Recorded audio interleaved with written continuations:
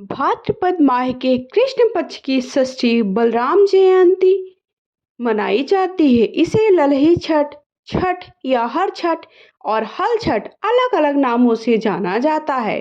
इस दिन शेषनाग बलराम और कृष्ण के बड़े भाई के रूप में जन्म लिए थे, इसलिए इस दिन को बलराम जयंती हल षष्ठी के रूप में मनाते हैं।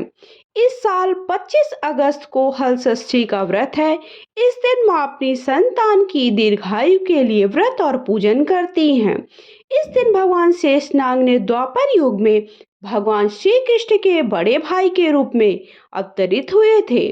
इस वर्ष को हल षष्ठी हर छठ के नाम से भी कहीं कहीं जाना जाता है। माना जाता है कि बलराम जी का मुख्य शस्त्र हल है और मूसल है, जिस कारण से इसे हलधर भी कहते हैं।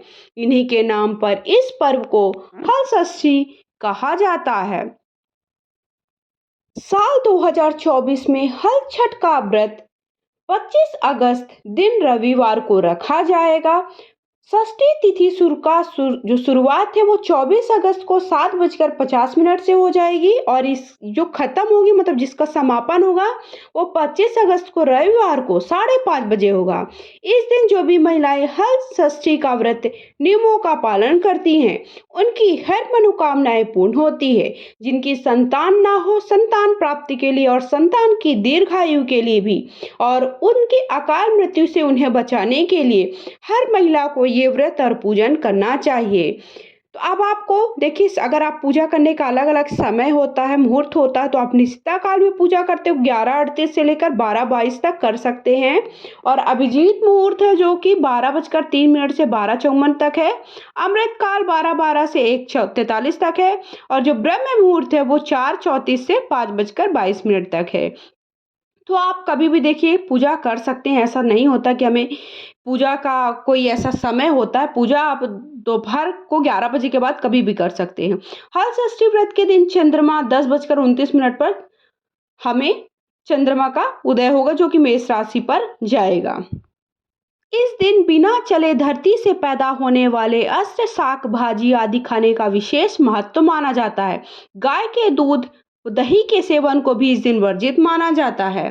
इस दिन हमें गाय की जो चीजें होती, गाय जो भी चीजें देती, जैसे गाय का दूध है, गाय का दही है, ये सारी चीजें नहीं प्रयोग में लाना चाहिए। इसके साथ ही संतान प्राप्ति के लिए विवाहित महिलाएं भी ये व्रत रख सकती हैं। अगर जिनके संतान नहीं है, संतान की इच्छा रखते हैं, तो ये व्रत आपको रखना चाहिए। बलराम जयंती और हल षष्ठी व्रत के दिन हलधर की पूजा की जाती है। खेत में जोती बोई चीजें नहीं खाई जाती। दूध दही के सेवन से भी वर्जित होना चाहिए, जो कि गाय का दूध और दही भी हमें नहीं खाना होता। उस दिन हमें भैंस का दूध, भैंस की जो भी दूध से बनी चीज़ें, भैंस के घी से बनी चीज़ें, पूजा में भी वही चीज़ें हमें प्रयोग में लाना है। कंडे का मतलब अगर उपले का भी आप प्रयोग कर रहे हैं, गोबर का भी प्रयोग कर रहे हैं, तो हमें भैंस का ही करना है, गाय का नहीं प्रयोग करना है। इस दिन 7 प्रकार के अनाजों का मिश्रण जैसे ज्वार, धान, गेहूं, मूंग, चना, मक्का, मसूर, हल के पास हल्दी के लेप से रंगा हुआ कपड़ा भी रखा जाता है। उसका पूजन करते हैं। पूजा के बाद भक्त हल षष्ठी व्रत कथा भी जरूर पढ़ते हैं। ये बहुत ही कठिन व्रत कई जगह पर होता है। कई जगह महिलाएं निर्जला व्रत भी रखती हैं। देखिए, आपकी क्षमता के ऊपर है, आपकी सामर्थ्य के ऊपर है कि आप व्रत कैसे रखते हैं। आप अपने जो भी घर के बड़े बूढ़े हैं उनसे एक बार नियम जरूर जान लीजिएगा, क्योंकि जो हमारे पूर्वज हम जैसे व्रत पूजन करते हैं वैसे ही हमें पूजन व्रत करना चाहिए। इस दिन गाय की दूध का प्रयोग ना करें। गाय की जो भी चीज़ें, दूध, दही, घी, कुछ भी प्रयोग ना करें। भैंस के दूध का ही प्रयोग करें। चाय बनाते हैं, कुछ भी देखिए कई लोग चाय वगैरह भी पीते हैं, तो दूध वगैरह भी पीते हैं, तो आपको भैंस का ही प्रयोग में लाना है। तो इस तरह से हल छठ की व्रत के बारे में मैंने आपको सारी जानकारी दे दी है कि व्रत आपको किस दिन रखना है। रविवार के दिन रखना है। 25 अगस्त दिन रविवार के दिन आपको ये व्रत को रखना है। व्रत में आपको गाय से बनी हुई कोई भी चीज़ें प्रयोग नहीं करनी है। गाय के दूध, दही, घी और गोबर कुछ भी उनका प्रयोग नहीं करना है।